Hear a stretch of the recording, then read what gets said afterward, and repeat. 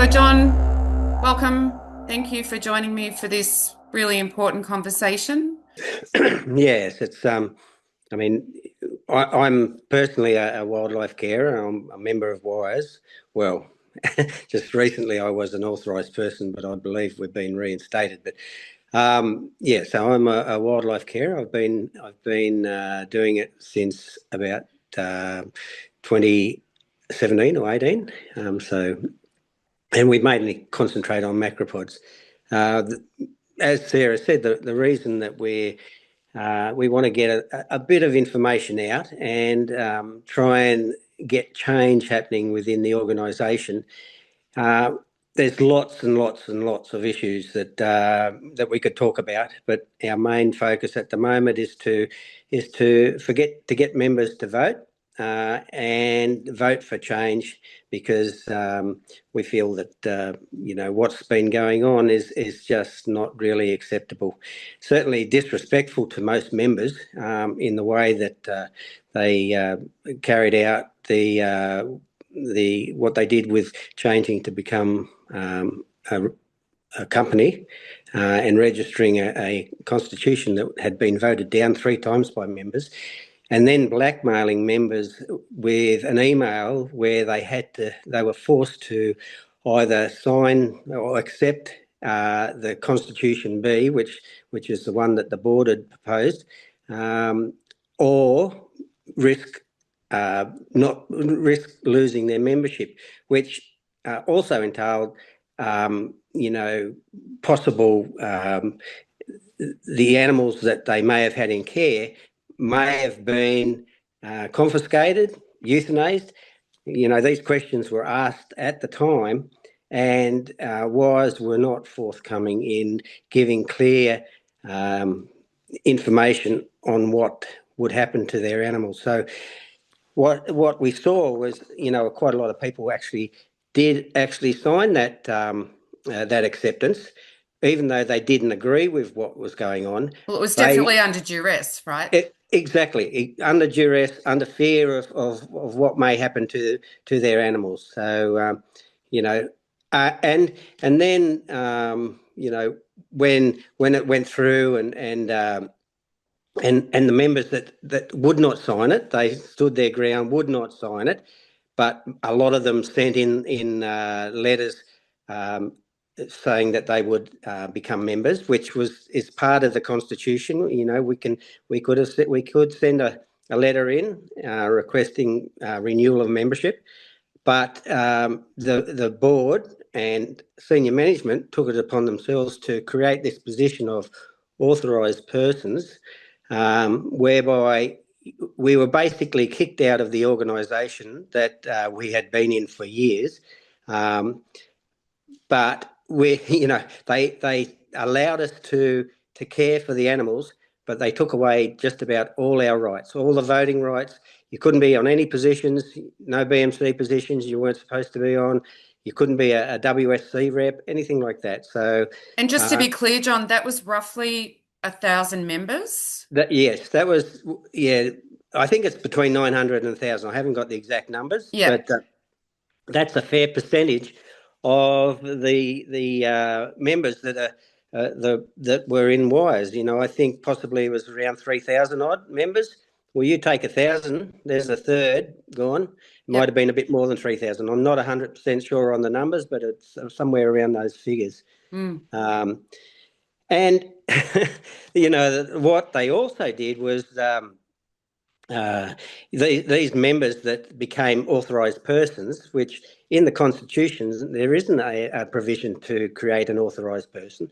They kept them on WISE data and members' information, which they possibly were more than likely presented to National Parks and Wildlife to show how many members they had. But in reality, they weren't members. They were all the rights of of a member were taken away from them. Mm. So that is I mean, that is possibly the biggest thing that most people were so annoyed about. How they were treated in this regard, and then when Sorry, John, has there been any formal notification that those members have been reinstated to full membership? Not as far as I know. So nobody really has confirmed No, that that's no, happened. it's still very vague. We had an email from the chair of the board indicating that the process that had gone on was flawed. Well, basically, it was in breach of the Corporations Act, but without really admitting any fault, they threw their lawyers under the bus by suggesting that they were the ones giving poor advice. Yep. Well, that's pretty hard to swallow when a lot of members actually spoke to board members, senior management, emailed them suggesting that what they were doing was unconstitutional. Um, to come out and say after all this has happened, and that they were misled is a little bit hard to take. Mm. So that's the main, what I would say, the main current issue that a lot of members have really been up in arms about. Mind you, there's many other things that have gone on within the organisation that need to be addressed. Now, what happened with the well, this is my take on it. So if I'm wrong, I'm happy for anyone to actually provide me with information or evidence to the contrary. But what happened is there was a group of members, and very influential members, who um, thought or saw this to be unconstitutional or bordering on illegal. And so we've decided to take action to try and rectify this. Now, in the process of doing that, we've spoken to many members who contact us all the time. They're relying on us to follow this through and to get the changes made to rectify the wrongs that have happened, the breaches that have occurred in registration of the Constitution by wires to become a company, and to reinstate the authorised persons, back to full membership. So not only do we get calls with support, we've got lots of financial assistance to follow up on some of the activities that we've been forced to undertake. Now, some of those activities, and many of you will know, there's some legal challenges going on at the moment, 2 legal challenges in the Supreme Court, and also numerous cases in the Fair Work Commission. And they're more to do with, things like bullying and unfair dismissal and so on, because not only are there members, volunteers taking wires to task, there's also staff that have also undertaken this action against what's happened to them. And when talking about staff, it's not like it's just the members that are disappointed, disillusioned with what's going on. It's we've also spoken to numerous staff who are in support of what we do, and they tell us what goes on in the organisation. So there's a Facebook site that's popped up in the last few months called Protect Wires. Now, I'd just like to say that a lot of what they are saying in that is scaremongering and misinformation. 100%. So what we're trying to do is show that we're not in this for the money. We're not in it for the glory. It's not our egos. We just want to correct the system that we feel is broken and has betrayed us. We've been lied to many occasions, and there's so many stories that people have given about the behaviour and how they've been treated by this organisation, by different parts, sections of the organisation. So we in that Protect Wires, by the way, they try and suggest that we want to take over the organisation, and they call us just a handful of rebels, that are doing this, but they That's don't a big realise. handful. Yeah, well, maybe they do realise. They realise how many people are behind us, but they don't want to tell members that. So they put out their misinformation, say that Yep. it's just a handful of rebels that are taking this action.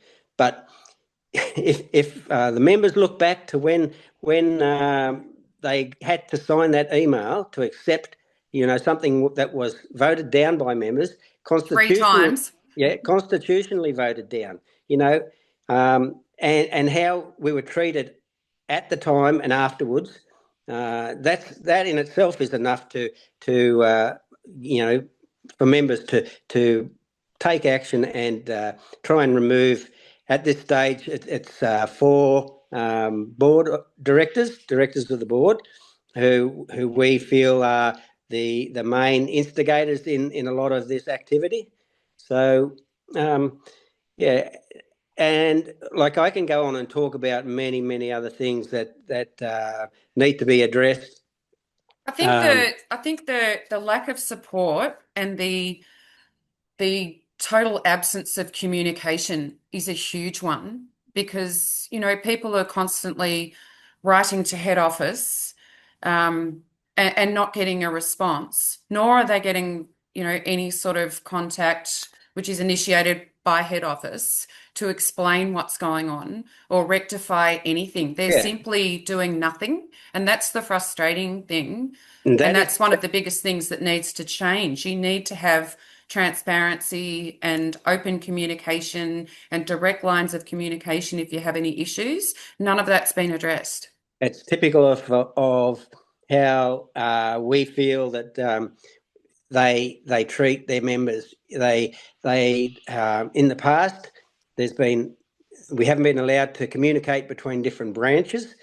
Any communication with like say for example the volunteer support person or the welfare team or whatever either gets ignored, um, or instead of constructive dialogue, we get criticised, and harassed, and we become the victims. Not the victims, they create a vendetta towards many members. Mm. Now, um, what also they do, and many of you know me from social media posts. I have a Facebook site, and I try and show what goes on as a carer. I try and educate, but what happens and what really frustrates me quite often is the trolling and by social media. Not just mine, but lots of members get their social media trolled, and the filing of that information. Now, you might say, "Oh, how do you know that there's files?" Well, we have evidence that they've got files of members that they put any of this sort of stuff in, any interactions and any screenshots, any comments they might make to use against them at a later date. And I can show you numerous occasions where I've received the naughty boy letters from members of staff members, where they've actually included some of these screenshots, and I question them about accessing private members' Facebook, some social media, and they denied it. Okay, so possibly they don't do it, but they condone it. Well, They someone's use doing it for sure. yeah, they use the excuse that it's concerned members of the public that are passing it on to them. I don't believe that for a sec. It's No. like it's either people that are in their favourites list or they are doing it themselves. So Mm. That's just one issue. One of the other things I wanted to bring up was in terms of communication, they've they've also got this 101 or 101ers, right? Yep. Yep. And they discourage communication and mentorship between 101ers and members. Yeah, I can give you a recent example of that. We had a branch meeting 2 nights ago, I think it was, and that question was raised. Why won't you give us the 101s members list? Because it's like having a football team and you don't know who the back row is. Like, Yeah. you know that you've got some people out there, but you don't know who they are.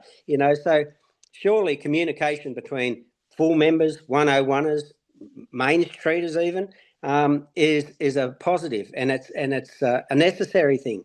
I don't understand the reasoning behind why they do that.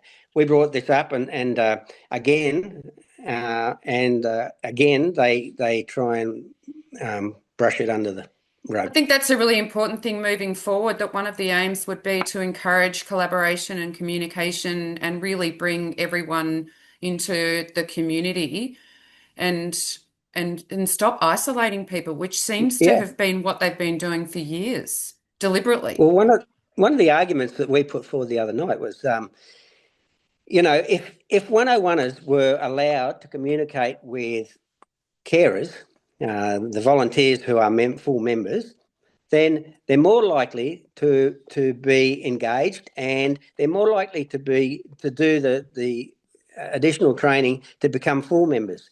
Mm. We have a chronic short of members to care and rescue and rehabilitate animals, and this behaviour of isolating or silencing, that section of our organisation is just counterproductive.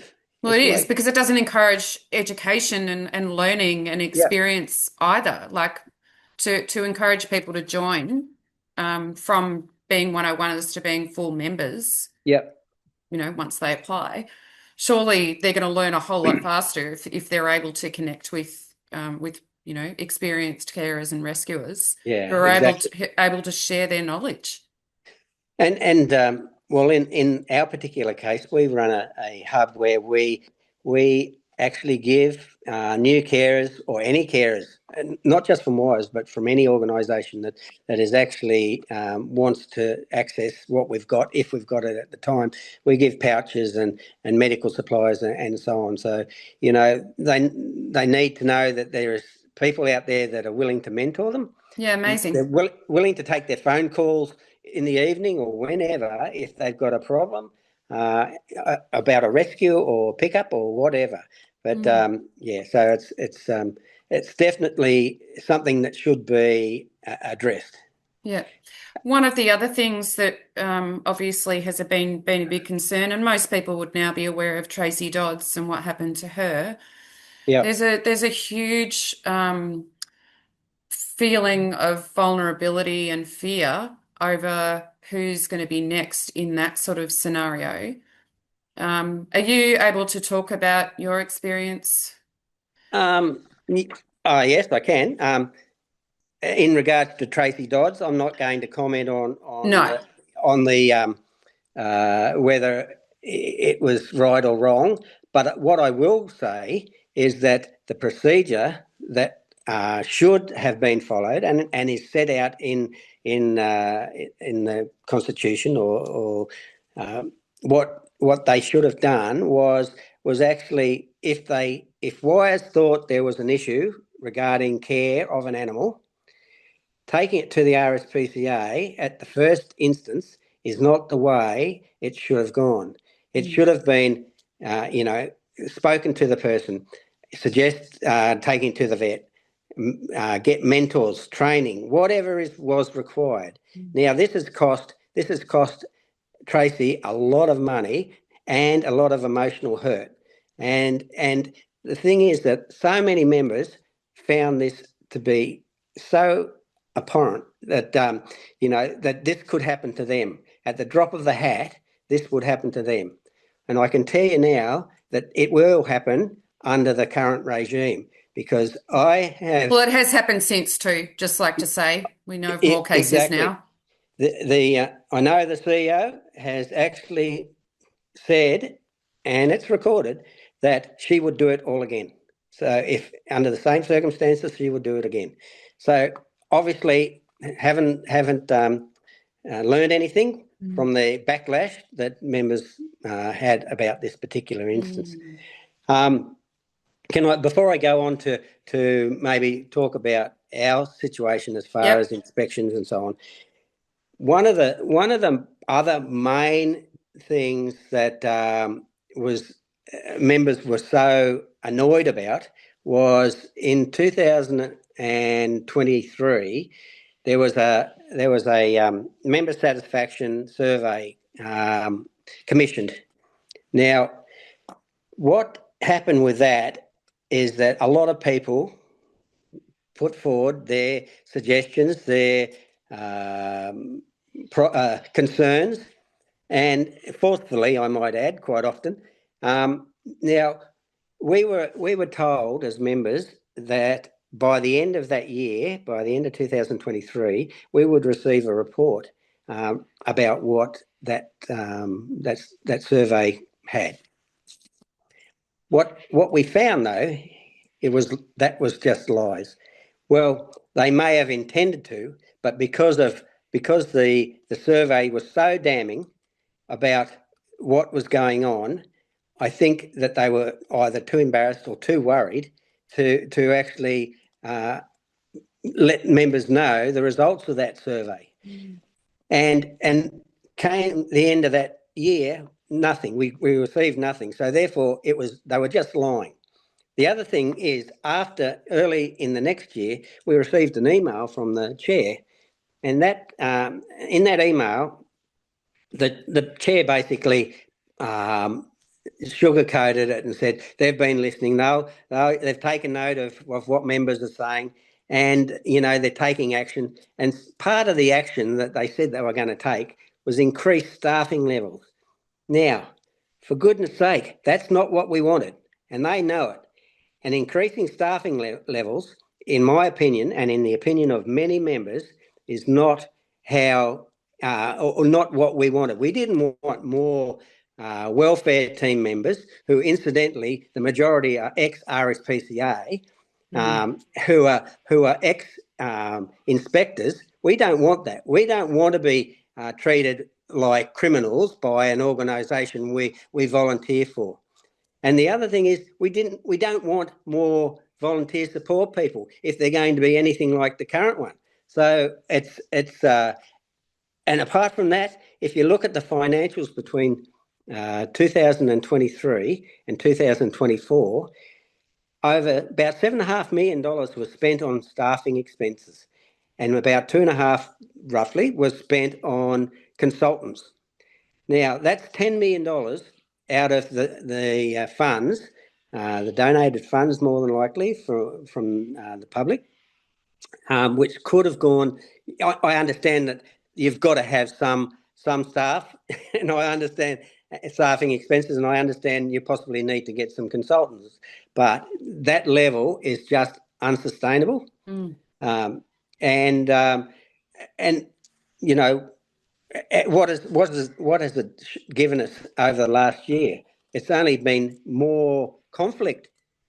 There's been no resolutions. There's Well, been no. I was going to say, like, going back to that member satisfaction survey, the fact that it was so damning is, not a surprise, but they haven't tried to act on any of it. Even if they haven't released the results, we know what the results were because people talk, and Yeah, they haven't tried to rectify anything. no. They're trying to desperately to save their own skin.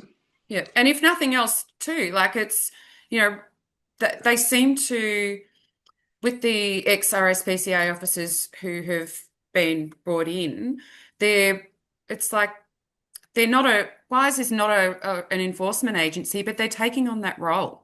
Exactly. And the other thing is, who employs these people? I mean, one of the welfare team cost RSPCA over $1 million in compensating a person for a bungled raid.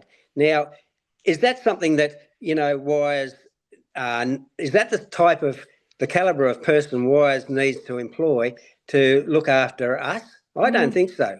It just shows that they're employing someone who is more than likely prepared to go after us for any issues that they may see fit. And I know that Wise employs a member welfare person.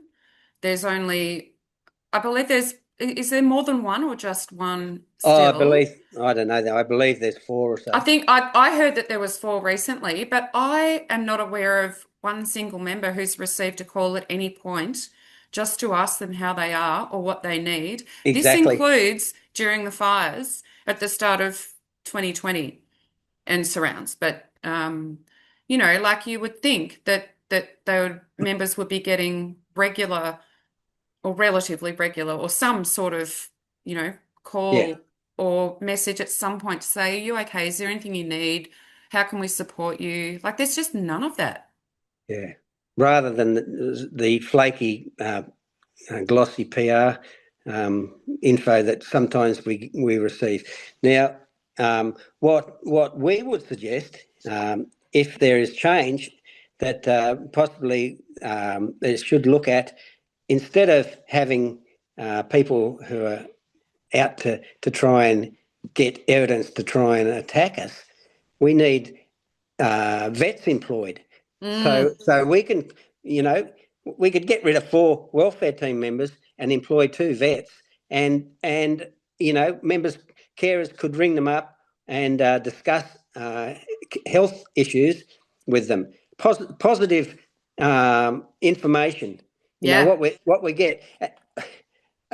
I'll get like with what's happened with us. We and it goes back a while. We supported a few carers, and there was one person in our branch that well, we actually took a carer to task about bullying. So what has happened since? She seems to be sending stuff to misinformation to Wise volunteer support or whoever, head office, and they start believing it, and then they start criticising us, and this happens to other carers as well. They start criticising, and we get annoyed and we react, and then they think, oh, look at these people, they're angry, they're reacting, they're obviously nasty people to have in the organisation, and it continues and it continues.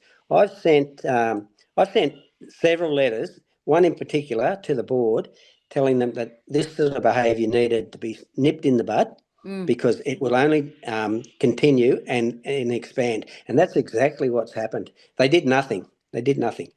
They seem to have especially upper management, a policy of not responding to a lot of questions. And I think they think eventually these people will leave, and there'll be a new crop of carers, volunteers who won't know what's gone on in the past, and we'll just go along our merry way holding our positions. Um, well, unfortunately, at this stage, and it's quite crucial that something is done to actually change the whole outlook of Wise. The culture, because ultimately nobody wants to be doing this. Nobody No, wants to be involved in this ridiculous fight. Everyone wants to get back to caring for wildlife, which is why they got into this in the first place. yep, exactly. And it doesn't seem that hard when you think about it, logically, and compassionately, what needs to be done to support people and to encourage new members and to actually grow this community rather than people are now dropping out all over the place because they they can't deal with the risk Yep, of what might happen to them and their families. yeah, And that's tearing people apart because they want to do it for the animals and they it's definitely a calling, but it like the struggle, the emotional struggle the physical struggle, the financial struggle with no support is unsustainable.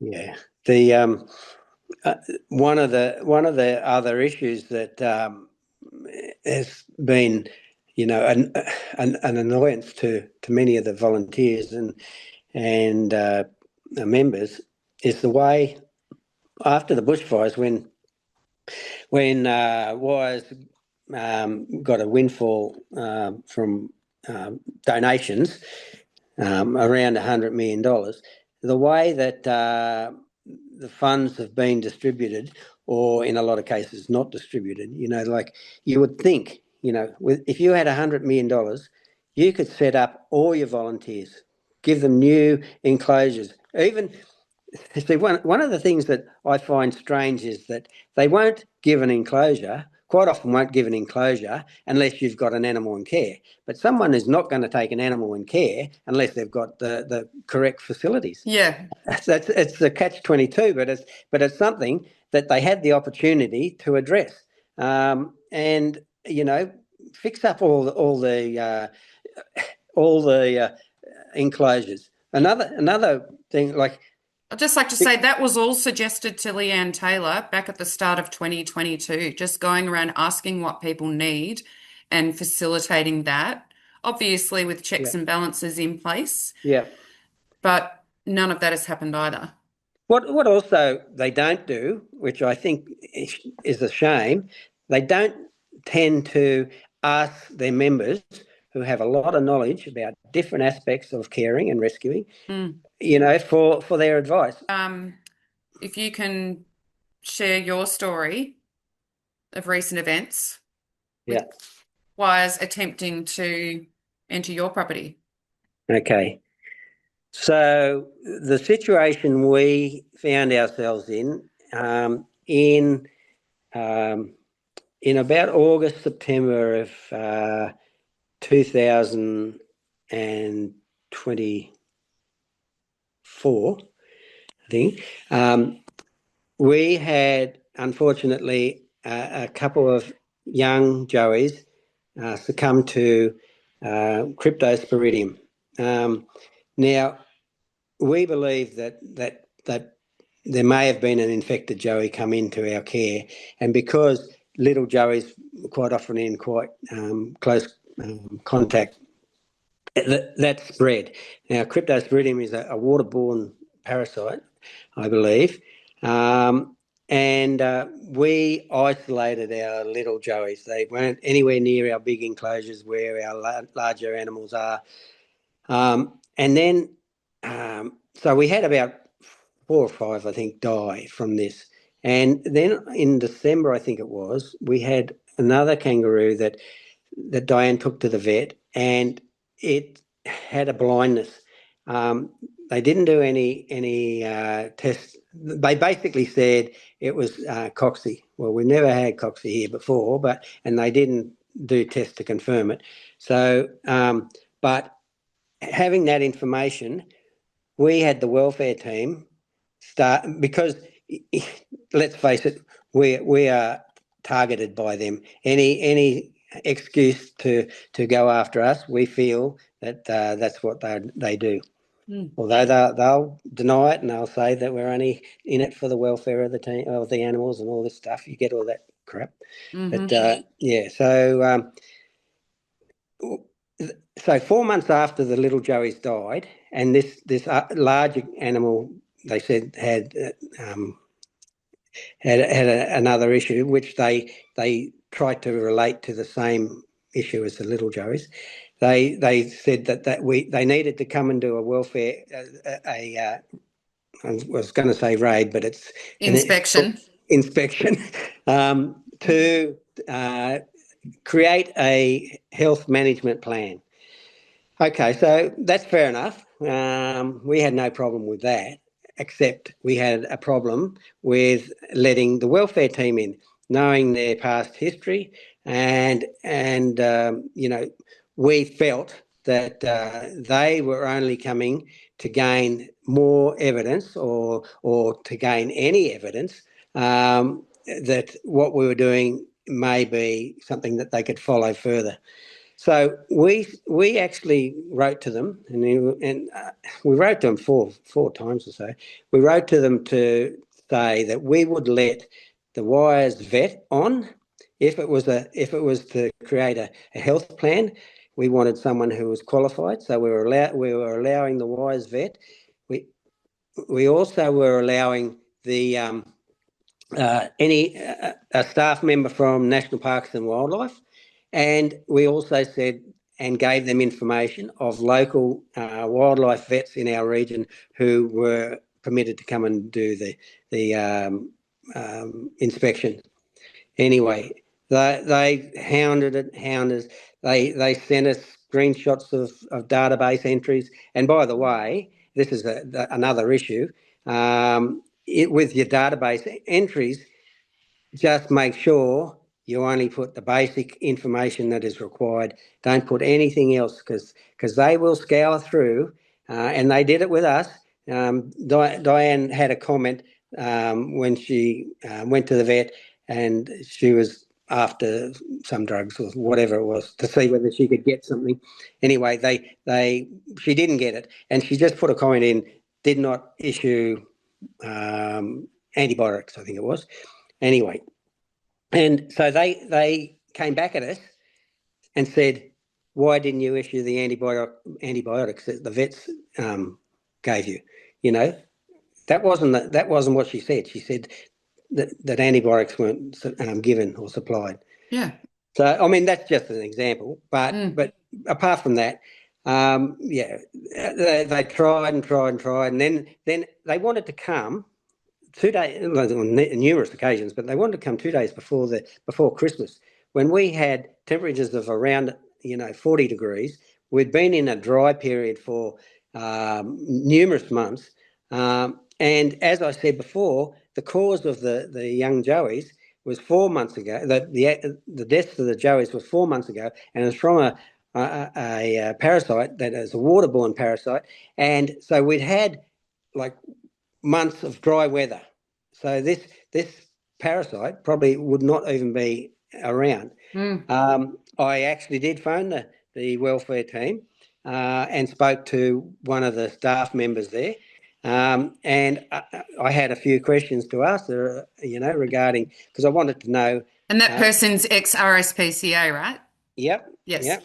And I could go further and give some more information, but I won't. Yep. But and I asked her, how long the parasite stays in the environment after it's detected and after a long, prolonged period of dry weather. And her actual response was, I don't know, I'm not a vet. So why are they contacting us constantly, quoting vet things, or misquoting, I should say quite often, sections of what possibly a vet has said, and then wanting to come and do a health plan? There's no reason. They're just coming to get to gain evidence. Yeah. We spoke to a barrister friend. He said, just like, don't let anyone in. They're not coming to have a cup of tea with you. They're coming to gain evidence. Correct. So and you may ask, what's the effect of this sort of harassment over a long period? Now you can ask Diane. Like, I get pretty upset, and some of you have seen my videos, or I get annoyed more than upset. So when they were planning to come, and by the way, they didn't say that they weren't coming until the night before. They cancelled a visit, because we told them if they came, we'd be calling the police. But they, I just lost the train of thought.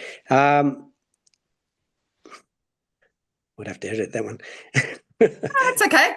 It's a real conversation. It's fine. Yeah. Honestly, just take a minute. Oh yeah. So what are the effects? So I was pretty well stressed out about it, and what did I do? I bought 16 padlocks. All our enclosures have lockable pad bolts on them. Mm. Our Joey sheds got lockable doors, and so I locked everything. I put chains around all our gates. I bought a GoPro camera, so any interaction was going to be recorded. And having said that, I would suggest to anyone who has any interaction with the welfare team, either or any wise staff to be that for that matter, to record everything. If you can't record it, ask for the information to be sent to you via email, or ask them to contact the BMC to, because that is the correct procedure. They should be contacting the BMC in regards to issues of concern. Do So, you have any signage on your fences? yeah, we've got signage, Yeah. biosecurity, like we're farmers. We've got Yeah. biosecurity But it's in no signage, trespass, that sort of thing? numerous, Yeah. no Yeah. trespassing, that sort of thing. One other thing So that's been brought up multiple times is if this does happen to anyone, they need to call someone else straight away to be with them and refuse to answer any questions. that's right. Yeah, make sure you have someone who will, can take notes or record. Get them to get the camera out. And you're Record. perfectly entitled to record them. You just tell them that you're recording and they Yeah, cannot take your phone. yeah, exactly. Anyway, And sorry, and that was by just an aside. and by the way, they're not law enforcement officers. By the way, they do not have the right or they can't force us to do what, say, a police officer may be able to do. Yeah. So anyway, in the end, they backed down. They didn't come for any inspections, because we contacted the vet, the wise vet, and said, send us a health management plan if you're not going to turn up and do the inspection yourself, because surely that should be a fairly standard procedure for macropods. But nothing. We got nothing. Yeah. So. Uh, that's basically what happened, and then after all this, because they've obviously had their feelings hurt, they refused to rescue or release any animals until they basically said we're allowed to. And when we pushed them, they said you can release, but you've got to do a health inspection by a vet to give us a report on the state of the animals.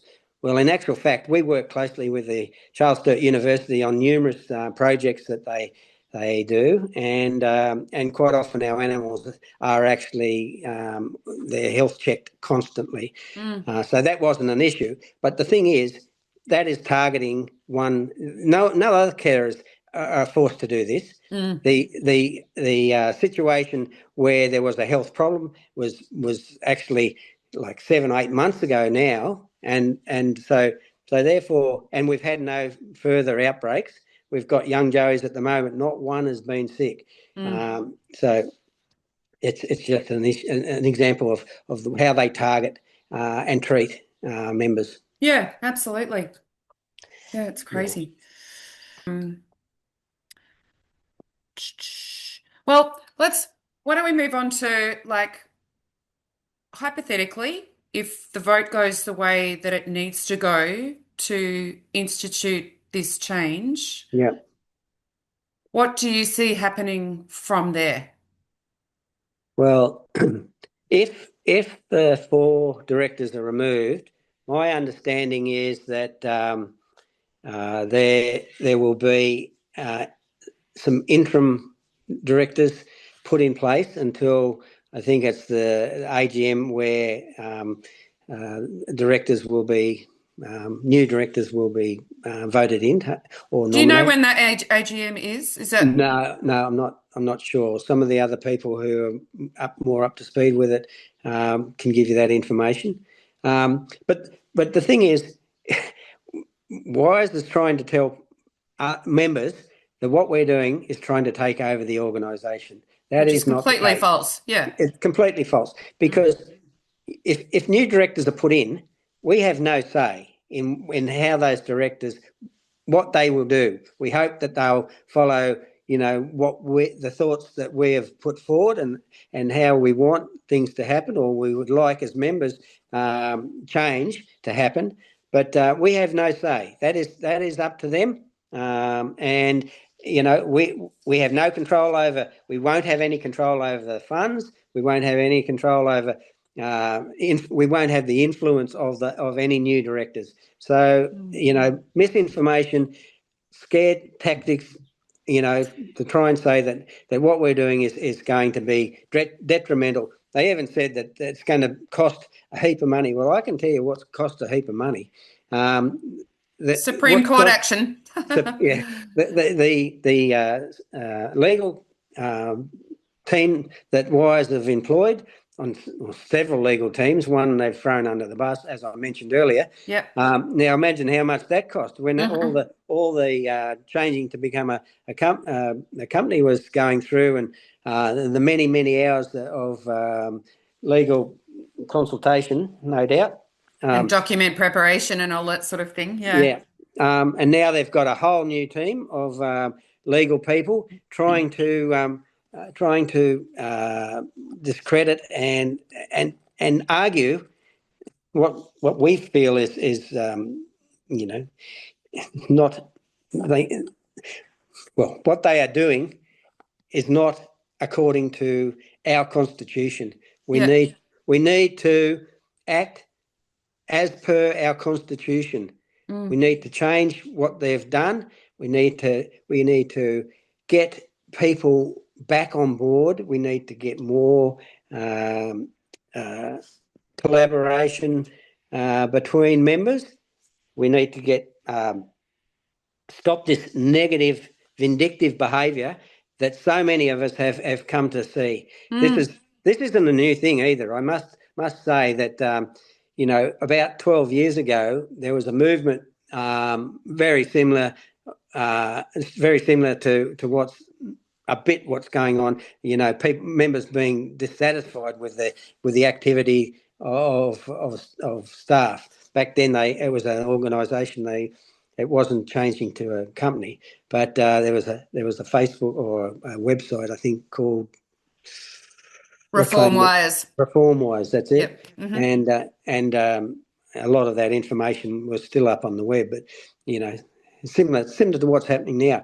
Now, if we don't do something now, if members don't get in and try and change for the better this organisation, these situations will keep coming up and coming up and coming up. I think so. We may not be here for the next time, but there'll be a new crop of members, and they'll be thinking, why didn't they? They had the perfect opportunity to make change. Why didn't members take the opportunity? That's why we're asking members to vote to make this change. It's not because we're trying to be take it over. It's because we want members to feel supported, and we want members to feel like they're not going to be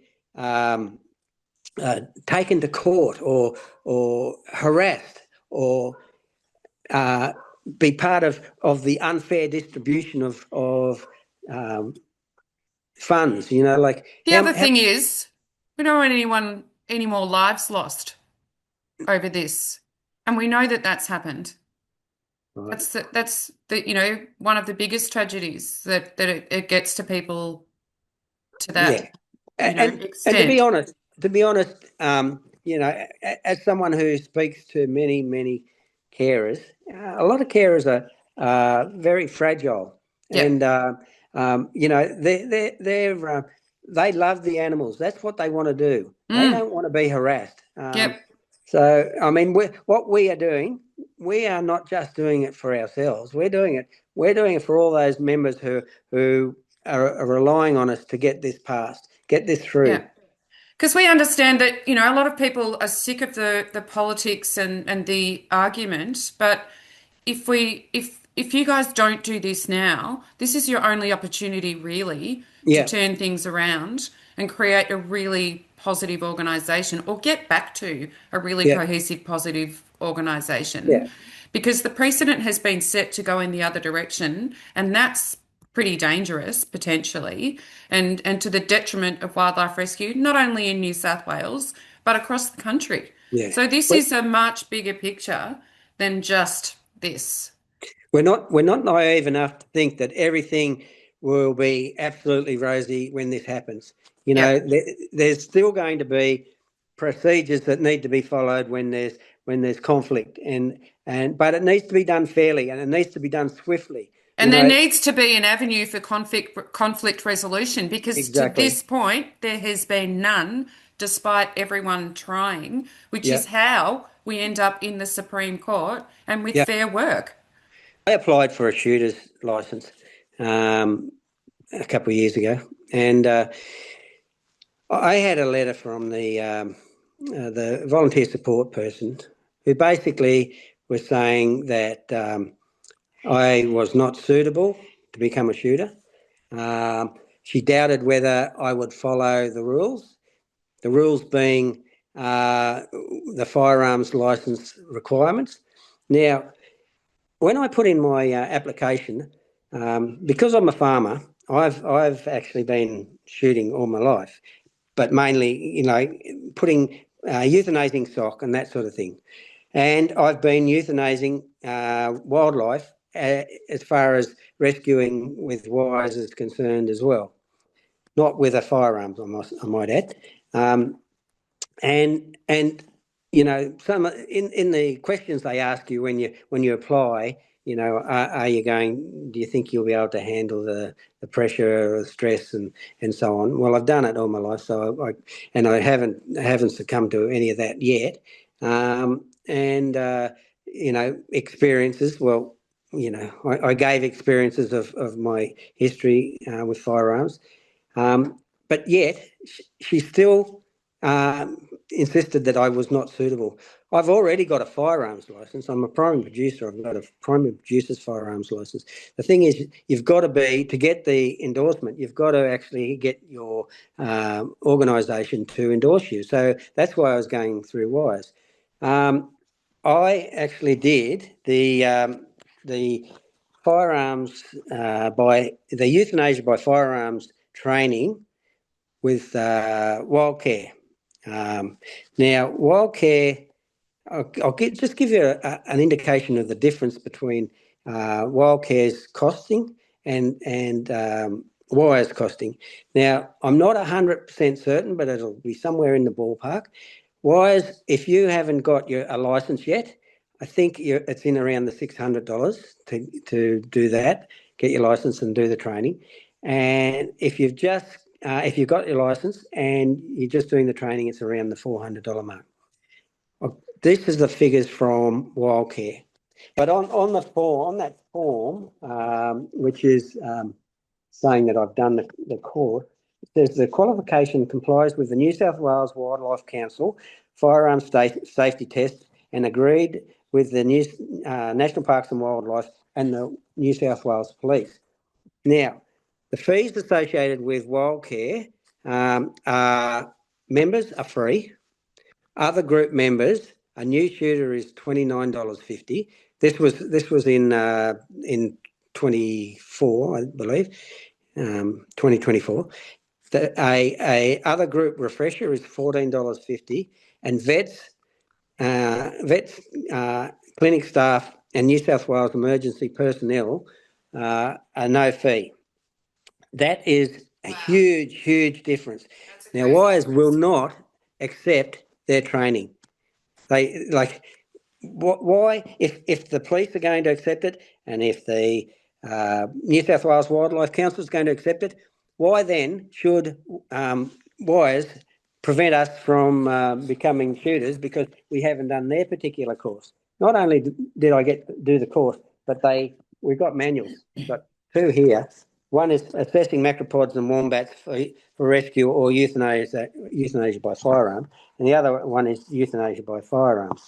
So I've done all the training, or people will do all the training if they do it through this particular group. And there was like misinformation, and she was actually, quoting things that were incorrect.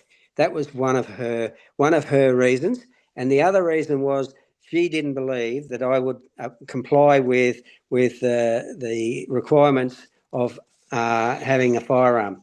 Now, I've actually had a firearm all my life. I was going to I've say never that's had it. insane when you've already got a license Yeah, and you're using them yeah, regularly. exactly. I've never had any issues. I've got a gun safe cabinet which has been inspected by the police now and passed, I might say. So when you get offside, when you speak up, you're targeted.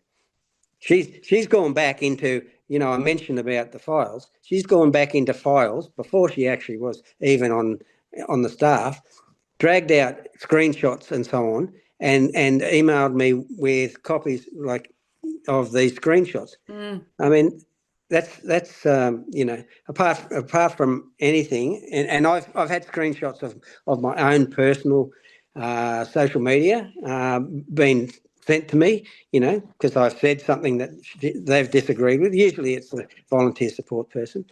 To be realistic or to be honest, that term or position, volunteer support manager, is to me ridiculous. I've never had any support, and most people I speak to have never had any support Yes, or and very little I think support. they've just ticked a box by saying they have that team or that person, Yeah, whoever they are, but yeah, they actually don't do anything at all to yeah, support and members. and nothing that was actually reported to the board and senior management at the time of that volunteer survey has ever been done. Mm. And we know that a lot of comment and suggestions about what should happen with the board and with upper management. So Well, it all comes from the top. We know that. yeah, And this is, again, to reiterate, this is the best or the greatest chance that yeah. members have to The turn other, this around. I just remembered one other thing that Yeah, that yeah. members should be annoyed about, and that's not having annual general meetings held for the Mm. last couple of years. And what that has done, anyone that had a position in the WSC, there was um, state State council. council, Mhm. um, could not. Well, there were no state council meetings. So and in that period, several of the board, or at least one I know of, would have lost her position, and she was one of the ones that is largely responsible for the chaos that has been going on. So they didn't follow procedure, they didn't follow the constitution, and they still don't. So we need to address this, and we need to actually get them, out, and we need to get Wise back on track, and to be a company where we're proud to be members of. We are the advertising arm of Wise. When we go out to rescues, people see what we do. They say, "Oh, Wise is fantastic. They turned up and they did this and they were polite and whatever." And so, unfortunately, we do this, for them. What do we get in return? Mm. Everything I've Persecution. spoken about today. Yep. That's what we get. Yep. Yep. And ultimately, without the volunteers, there is no Wise. It's now a corporate entity that seems to be heading more and more in that direction with its focus. Yeah, But, if you don't look after your members or your team, your organization's going to fall apart. So why not turn that around, and create a supportive network and really yeah. show that you're doing it. Don't just come up with, we're doing this fluffy media We's the campaign. words. We've given this grant to this organization or you know, that facility or whatever. Actually support the people who are out there Yeah. 24/7 I don't know whether a lot of doing people this. know, but that as far as the costing, and I mentioned earlier that about $10 million went to staffing and consultants. Now, Mm, in that same financial year, less than $1 million. This is their records. This is their financials. Less than $1 million went to vets and feed for the wildlife. it's Now, insane. I know. It's So, crazy. so what you were saying is correct. We need to get We need to get more positive about how we interact. Carers and members need to be able to talk, and this is all up for discussion. If things change, if we get change, how are we going to do that? Mm, Are we going to get a group of influential or experienced carers that we can talk to and discuss different topics and improve what we do, improve our relationships, yeah. and improve training, improve knowledge, and improve contacts. Mm, So, and that is vital. We personally, we are in contact with other organisations. We quite often will share information, and we quite often will actually share the Joeys when there's a need for budding up in other organisations, mm, and we work really well with them. There's no angst. Everyone's pretty well on the same page, and that's how it should be. And mm, that's and discussion and contact between branches is also necessary. mm. Whereas in the past, that's been shut down. I don't know whether it was a fear that if they, it's the old divide and conquer mentality, in my opinion. Keep them quiet, and they won't rise up against us. Well, I think that's been the great thing about the Reclaim yeah. Wires Facebook Unfortunately group. for them, the horse is bolted, Yeah, and people are talking. absolutely. Yeah, there's very open communication, and we have discussions and conversations, and people don't agree with everything. No one's going to agree with everything all the time, That's right. That's but you can absolutely still correct. approach things as mature, constructive adults, and find solutions to any problem without persecuting your members. So yeah, that's awesome. Thank you for all that information and all that you do. Yeah, And good to hear your experience as a carer because there would be many others who are really feeling it right now. yeah. It's not would be. There are. We know of many Well, others. there are, yeah. So for your bravery in speaking out is awesome, and hopefully it'll encourage others to do the same Yeah. and just get this, rolling and be where you need to be.